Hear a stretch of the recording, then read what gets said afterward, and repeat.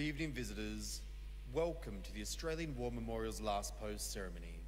My name is Dennis Stockman, and joining us from the Australian Army is Major Graham Hales. We acknowledge the original custodians of the land on which we meet today, the Ngunnawal people, and pay our respects to elders, past and present. We also welcome all Aboriginal and Torres Strait Islander people here with us today. Today's Last Post ceremony tells the story of an Aboriginal soldier as part of National Reconciliation Week, which runs from the 27th of May to the 3rd of June. These two dates mark important milestones in Australia's journey to reconciliation.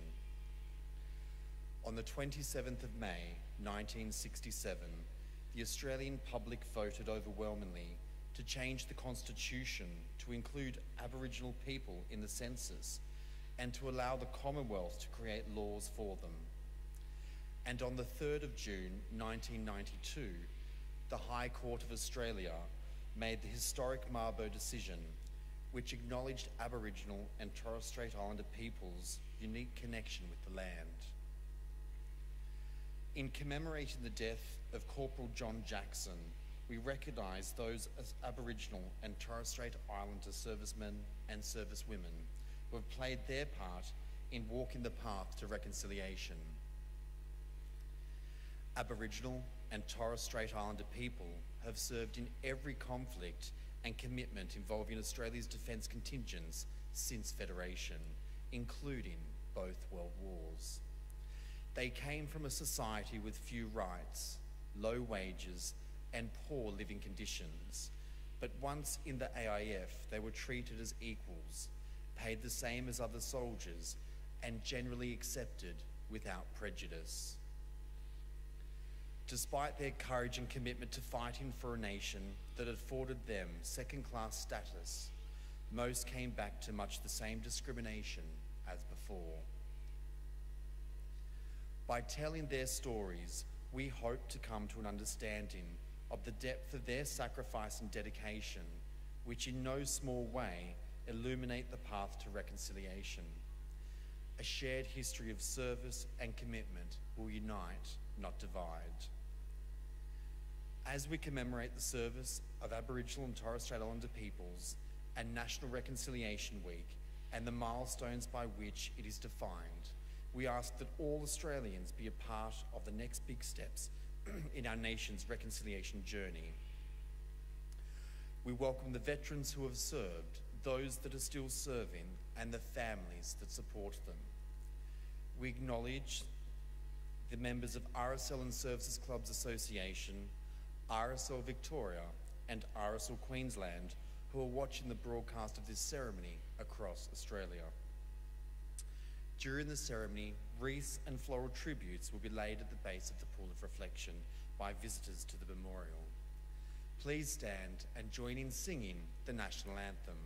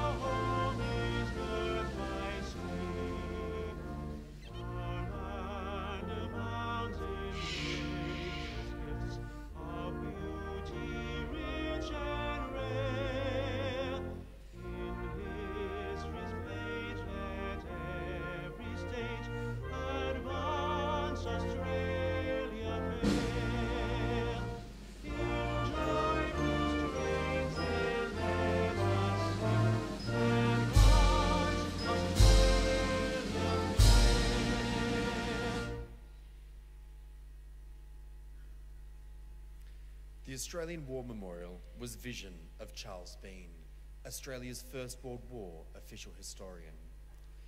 Bean landed with the Australian troops on Gallipoli and stayed with them at the front through to the end of the war. The idea of this national memorial and museum came to him at Pozières, France, in the depths of the bloody fighting of 1916. Bean's idea was that this would be a place where families and friends could mourn loved ones buried in faraway places. It would also be a place that could help all Australians understand what these men and women had endured and what they had done for us. Bean's vision, to which we remain true, is best expressed as inscribed in the entrance to the memorial's galleries. Here is their spirit, in the heart of the land they loved. And here we guard the record which they themselves made. Tonight, we'll read the story behind just one of those on the Roll of Honour, which lists the names of more than 102,000 men and women who have given their lives for us in war and operations for more than a century. But first, we present a lament, Flowers of the Forest. Wreaths or floral tributes will now be laid at the pool of reflection.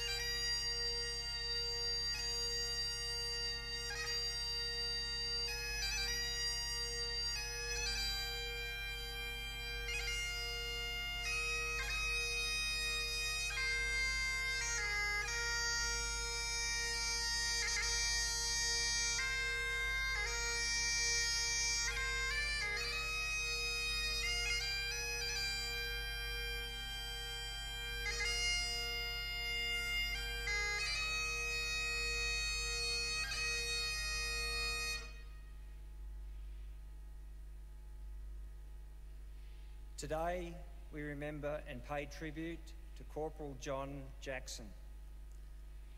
John Jackson, a Camilroy man, was born near Grafton on the 28th of April 1916.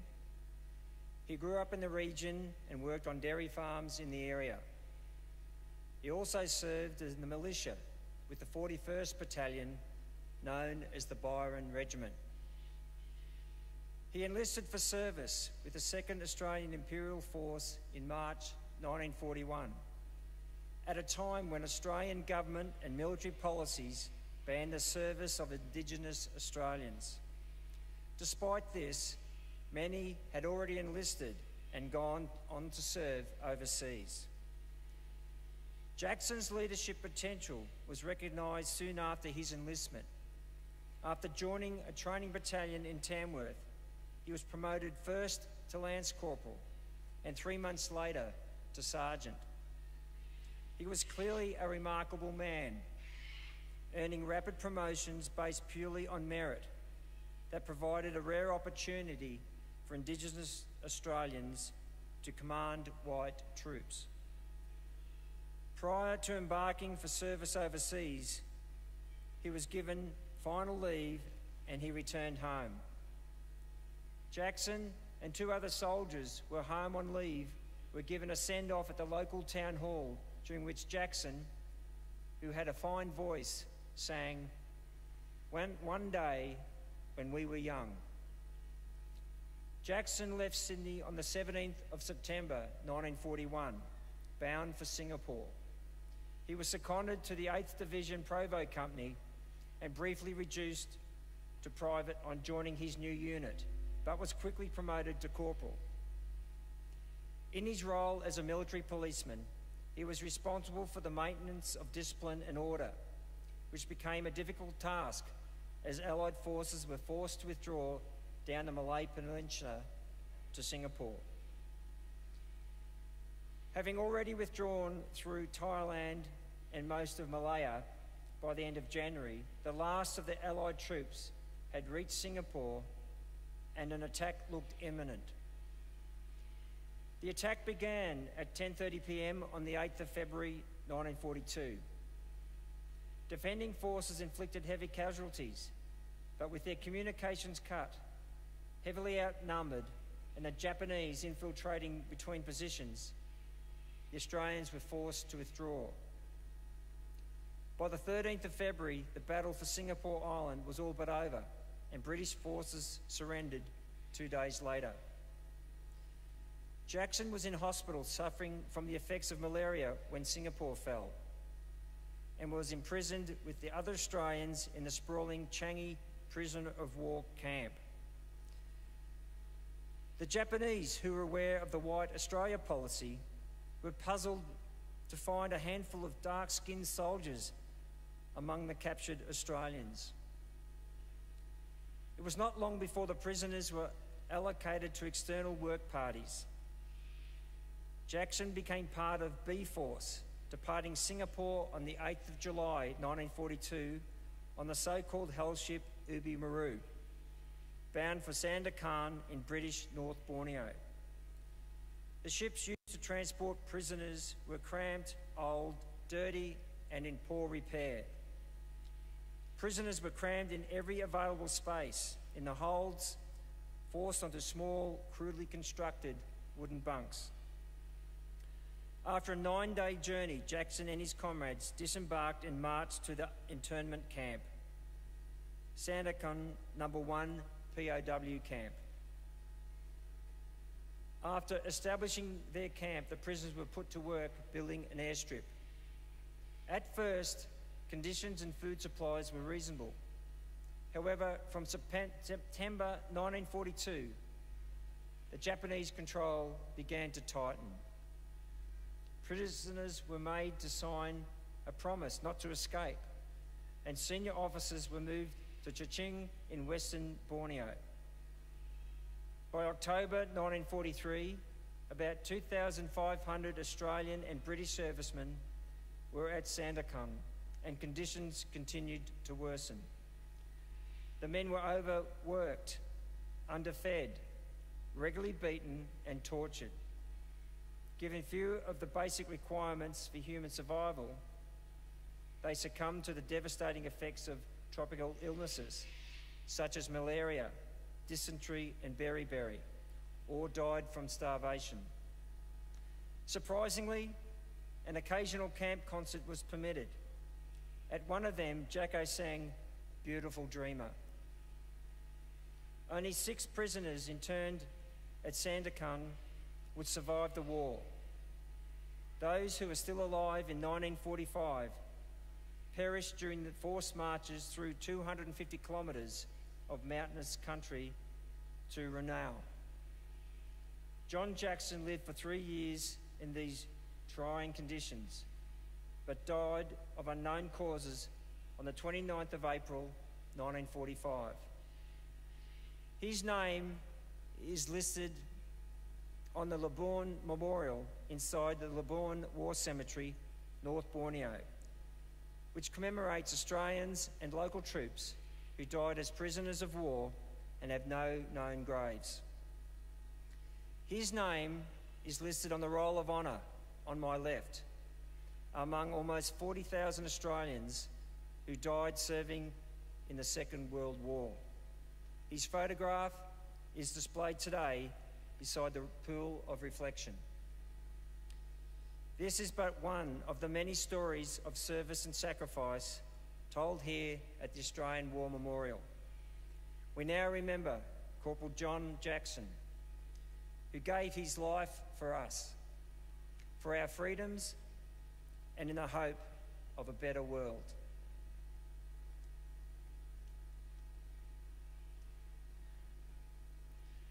Please stand for the reading of the Ode and the sounding of the last post.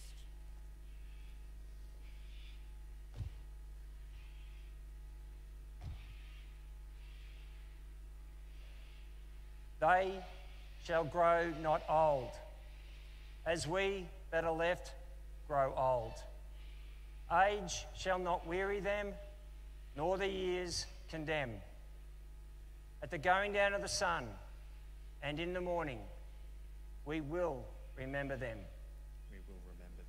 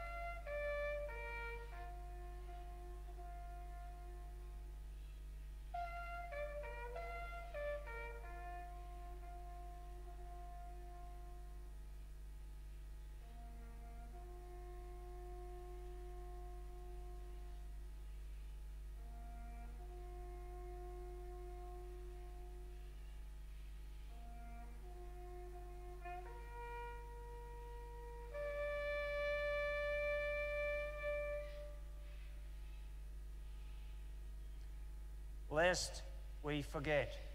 Lest we forget.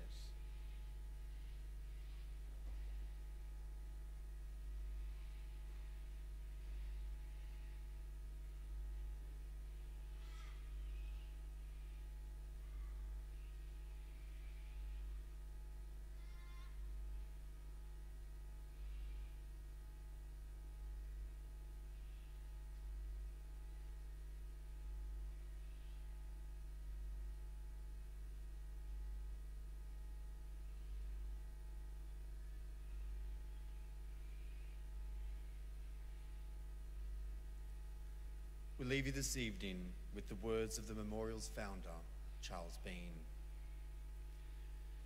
Many a man lying out there at Poziere or in the low scrub at Gallipoli with his poor tired senses barely working through the fever of his brain has thought in his last moments, well, it's over, but in Australia they'll be proud of this. Ladies and gentlemen, girls and boys, that concludes the last post ceremony. Thank you for visiting the Australian War Memorial